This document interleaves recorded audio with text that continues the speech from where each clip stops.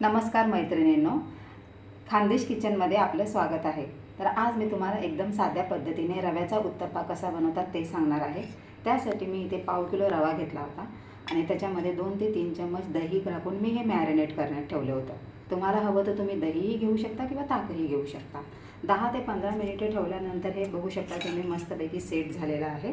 तर यामध्ये मी थोडंसं चिमूटभर सोडा आणि चवीनुसार मीठ टाकलेलं आहे। तर हे बघू शकता तुम्ही, आपलं हे बॅटर चांगल्या प्रकारे तयार झालं आहे।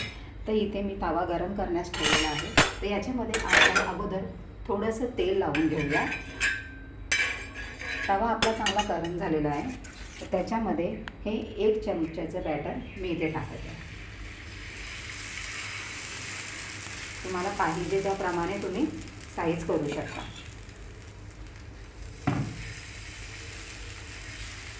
रव्याचा उत्तप्पा असल्यामुळे तो थोडा जाडच असतो। आता यावर थोडंसं कांदा, 2 ते 3 हिरवी मिरचीचे तुकडे, हे ऑप्शनल आहे। तुम्हाला पाहिजे असेल तर तुम्ही टाकू शकता, जर लहान मुलं खात असेल तर स्किप केलं तरीही चालेल। आणि थोडीशी मिरच पावडर हे टाकल्यानंतर याला थोडंसं तेल वरतून मी टाकलेलं आहे।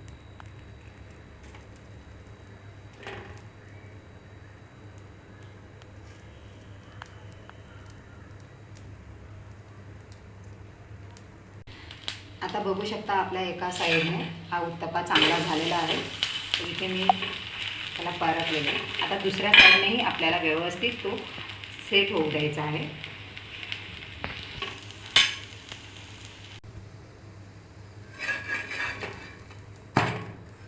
इथे बघू शकता तुम्ही, आपला उत्तप्पा तयार आहे।